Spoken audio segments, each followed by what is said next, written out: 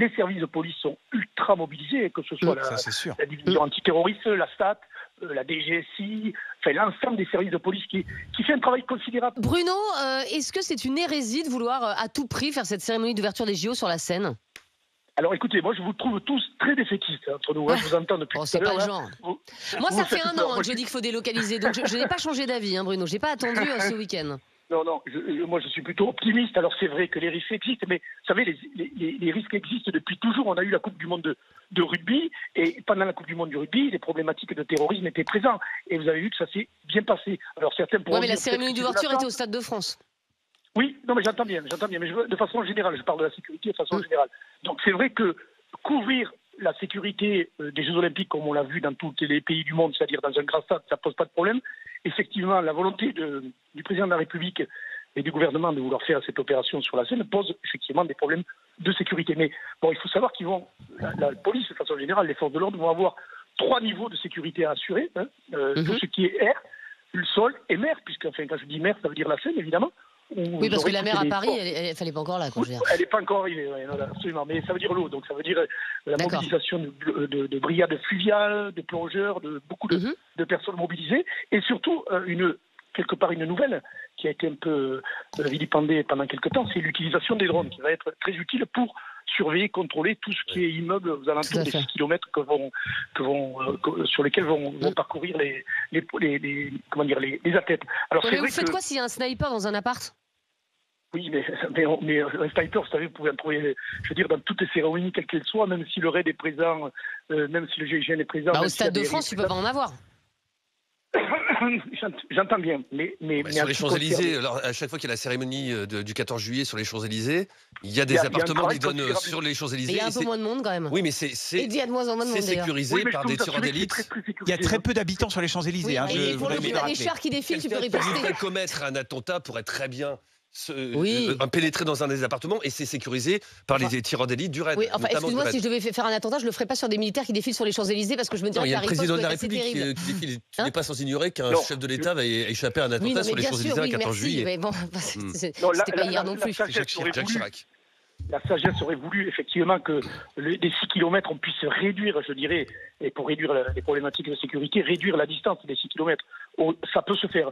Le changement, comme l'a proposé Frédéric Technard et d'autres, effectivement, au Stade de France, serait la solution miraculeuse pour éviter toutes ces problématiques de sécurité. Mais encore une fois, est-ce que ça vaut le coup de le faire? Franchement, je ne sais pas. Ce que je peux vous dire toujours, c'est que les services de police sont ultra mobilisés, que ce soit la division antiterroriste, la STAT, la DGSI, enfin l'ensemble des services de police qui fait un travail considérable, parce que vous allez me dire, oui, mais le terrorisme est toujours présent. Mais je peux vous assurer qu'il y a un gros travail de renseignement qui est fait avec Pharos, qui analyse tous les réseaux sociaux, qui voit un petit peu tout ce qui peut se passer. Moi, vous voyez, je suis désolée, Bruno, et pourtant je suis d'un naturel optimiste, mais là-dessus, j'ai pas confiance. Mais de toute façon, Estelle, soyons honnêtes, on parle de sniper, etc. J'ai l'impression qu'on va vraiment beaucoup trop loin. La vérité, c'est que nos 2 derniers attentats, c'est des mecs avec des couteaux. Ils ont un couteau dans leur poche, ils plantent une ou 2 personnes, c'est fini, c'est un attentat. Je pense que les snipers, on va beaucoup trop loin dans notre tête, et que de toute façon, on va pas pouvoir contrôler absolument 500 000 personnes et leurs poches et leurs manteaux et leurs sacs pour voir s'il n'y a pas un déséquilibré, qu'il n'y a pas un taré qui a un couteau. C'est ça le truc. Alors Bruno, vous êtes plutôt optimiste, Bruno Pomar. C'est le cas également d'Antonio qui nous appelle de Neufchâteau dans les Vosges. Bonjour Antonio. Bonjour. Oui, moi je suis plutôt optimiste. Je pense que déjà d'une, il faut pas annuler parce que c'est donner raison à des tarés. Ça c'est pas faux. Il y en a pas mal. La deuxième chose, c'est que si on ne fait rien, si on délocalise, ça veut dire qu'on leur donne raison, mais en même temps, si on va au Stade de France, ça peut être encore plus dangereux pour moi. Je me rappelle de l'attentat qui a un peu loupé devant le Stade de France, mais si c'est dedans, c'est même pas la peine. Il n'y a pas d'échappatoire. Et puis on fait plus de Tour de France, on n'organisera pas l'Euro. Faut pas. Oui, je comprends. Je veux dire, la France, elle essaye de faire quelque chose d'exceptionnel là pour les JO, et il faut aller dans le sens là. Faut pas donner raison à ces tarés là, quoi. Donc il faut qu'on continue, et je pense qu'on a des services d'ordre qui savent gérer ça. Des grandes manifestations comme ça. Rappelez-vous, après le Bataclan, il y a tous les chefs d'État qui arrivent à Paris 15 jours après. Oui, on a suggéré, il y a eu 1 million de personnes pour Charlie. C'est vrai qu'Antonio, il a raison. Annuler ça, c'est céder à la pression et quelque part, c'est donner raison à ceux qui veulent du mal, nous faire du mal et commettre des attentats. Oui, mais si jamais, ah non, mais c'est sûr. le moindre truc qui arrive, ils n'ont pas intérêt à se louper, les services de sécurité. Voilà. Très honnêtement, parce qu'après, on pourra toujours dire aux Français, oui, mais vous comprenez, il y avait la vitrine, etc. Si on rate son coup là-dessus, il faudra assumer le coup politique. Hein. Moi, je suis plus inquiète pour l'organisation que pour la sécurité. En fait. Oui, Bruno Pomar, etc. Dernière question, il y a une énorme pression quand même sur les épaules des policiers pour cette cérémonie d'ouverture.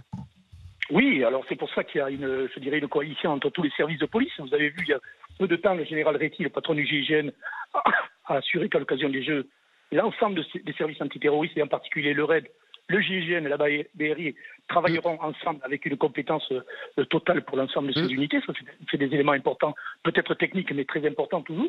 Et très sincèrement, encore une fois, si vous voyez le préparatif, moi pour l'avoir vécu quand j'étais au RAID il y a très longtemps pour les Jeux d'Albertville, quand vous voyez les préparatifs techniques qui sont mis en œuvre par les services de police, je peux vous assurer qu'on peut être confiant. Maintenant, on est à l'abri de rien. Et ce que disait votre invité tout à l'heure, effectivement, on a plus le risque avec un gars avec un couteau qui tente de faire quelque chose plutôt que l'attentat, le gros attentat, ce que je pense très réellement. Merci beaucoup Bruno Pomar d'avoir été avec nous. Alors, on va terminer avec des messages, Rémi, et puis le résultat de notre consultation sur Twitter. Ce message, par exemple, de Michel qui nous dit sur Direct Studio, de toute façon, la cérémonie d'ouverture, elle est importante pour la France. Nous devons, et c'est dur à dire, mais apprendre à vivre avec le terrorisme. Et moi, je fais entièrement confiance à nos services de sécurité pour que la fête soit assurée. Voilà. Eh ben, pourvu qu'il ait raison. La cérémonie d'ouverture des JO sur la scène doit-elle être annulée, Rémi? C'est le oui qui l'emporte. C'est pas une majorité écrasante, mais oui quand même pour 62% des personnes qui sont prononcées sur nos réseaux sociaux. Il y en a qui ont été élus avec moins que ça, hein, excusez-moi. Ah oui, non, je suis d'accord avec toi, mais tu sais, optimiste. n'oublions pas qu'à chaque fois qu'il y a un grand événement sportif, il y a une forte inquiétude avant, et puis l'engouement. Et puis on se rapproche, voilà. Et puis après ça se calme. Allez, dans un instant, on va parler d'une amende que vous pourriez prendre à partir du 1er janvier si vous triez mal vos déchets. C'est ça, une amende pour mauvais tri, 35 € quand même. Est-ce que vous trouvez ça utile ou ridicule? On en parle dans un instant. À partir du 1er janvier prochain, il vous en coûtera 35 € si vous triez mal vos déchets. Une épluchure de pommes dans la poubelle de verre, une croûte de fromage dans la poubelle jaune et hop, l'amende tombera.